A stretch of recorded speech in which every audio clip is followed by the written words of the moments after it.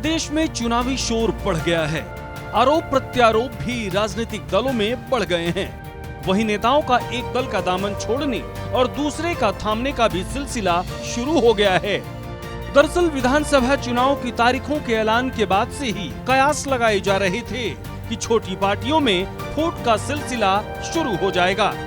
एक तरफ जहां जेजेपी के विधायक दिल्ली में कांग्रेस का दामन थाम रहे थे, तो वहीं दूसरी तरफ नायब सैनी और बीजेपी के आला नेता कांग्रेस के शीर्ष नेतृत्व पर हमला करने का कोई मौका नहीं छोड़ रहे हैं। आपको बता दें कि पंचकुला में बीजेपी ने एक संकल्प पत्र को लेकर बैठक की।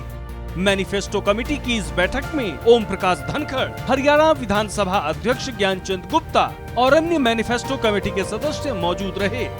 बैठक के बाद बीजेपी नेताओं और मुख्यमंत्री नायब सैनी ने पत्रकारों के सवालों के भी जवाब दिए और बीजेपी का मैनिफेस्टो कैसे जनहित में है ये भी बताया।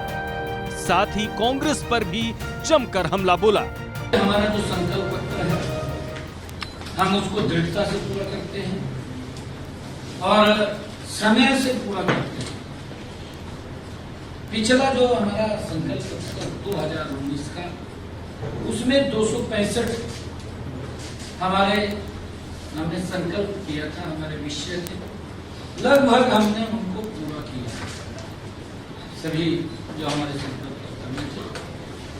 और क्योंकि विपक्ष की घोषणाएं होती हैं, उनका घोषणा पत्र होता है, वो खाली घोषणा करते हैं, घोषणा हो जाती है और वो पूरा नहीं होता। परंतु हमारा संकल्प पत्र हमने कहा है कि हम दृढ़ता से उसको पूरा करने का काम करेंगे। अगर हम पूर्ववर्ती सरकारों के राज में देखें, उनके राज के अंदर केवल भ्रष्टाचार नजर आता है, दबंगों का राज होता हुआ दिखाई देता है और एक ही क्षेत्र का क्षेत्रवाद दिखाई देता है कि एक ही क्षेत्र का विकास हो रहा है और पूरा का पूरा प्रदेश उससे महसूस दिखाई देता है कि वहां का विकास दिखाई नहीं देता। लोग बोलते रहते हैं क्योंकि उनका घोषणा पत्र है। सोनिया गांधी के आंखों का तारा राहुल गांधी और भूपेंद्र हुड्डा का सितारा दीपेंद्र हुड्डा आपके सामने है। ये तारा और सितारा की जोड़ी है। वहीं मैनिफेस्टो कमेटी के अध्यक्ष ओपी धनखड़ ने कहा कि एक सप्ताह में इस संकल्प पत्र को लेकर लोगों से सुझाव लिए जाएंगे। हर ब्लॉक केंद्रों तक संकल्प पत्र रथ जाएगी। वहीं बीजेपी कार्यालय में भी सुझाव पेटी रखी जाएगी और एक टोल फ्री नंबर के माध्यम से भी लोगों के सुझाव लिए जाएंगे, जिससे जनहित में मैनिफेस्टो तैयार किया जा सके। घोषणा पत्र के लिए हरियाणा भर में सुझाव एकत्रित करेंगे। इसके लिए आज एक वैन यहाँ से शुरू हो रही है इस जिले के लिए, पंचकुला जिले के लिए। ऐसे ही 22 के 22 जिलों में वैन जाएगी, हर एक ब्लॉक तक जाएगी और सभी ब्लॉक केंद्रों तक पहुंचकर सुझाव वैन के माध्यम से एकत्रित किए जाएंगे। माननीय मुख्यमंत्री जी आज यहाँ उस वैन को झंडी दिखा के रवाना करेंगे। एक सुझाव की पेटी बीजेपी के जितने भी कार्यालय हैं उन सभी कार्यालयों में भी रखी जाएगी। जितने लोग कार्यालयों में आते हैं वो वहाँ पर भी सुझाव दे सकते हैं।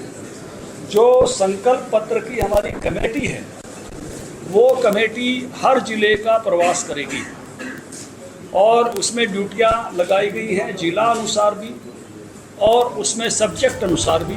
दूसरी तरफ दिल्ली में भी कांग्रेस नेताओं की बैठक हुई, जहां प्रदेश के पूर्व मुख्यमंत्री भूपेंद्र हुड्डा ने जेजेपी के शाहबाद से विधायक रामकरण काला को कांग्रेस की सदस्यता दिलवाई। इस मौके पर रामकरण काला ने कहा कि कांग्रेस पार्टी जो भी जिम्मेदारी देगी उसे निभाऊंगा। सुनिए। जनता बताएगी किसको क्या करना, किसको ना, उसे जनता की बात। ये कुछ जिसका साथ देना कुछ जरूरी नहीं है, अभी सत्या में कुछ नहीं। जो अपने दिल की बात है, मानने वाली बात है, जब हमने यहाँ अच्छा लगा तो हम यहाँ भूपेंद्र सिंह जी जैसे ड्यूटी लगाएंगे, राहुल जी जैसे ड्यूटी लगाएंगे, हमारे दीपेंद्र जी जैसे ड्यूटी लगाएंगे, हम उससे पूरी करेंगे। बहरहाल प्रदेश की दोनों बड़ी पार्टियां अन्य दलों से आ रहे नेताओं का स्वागत कर रही है।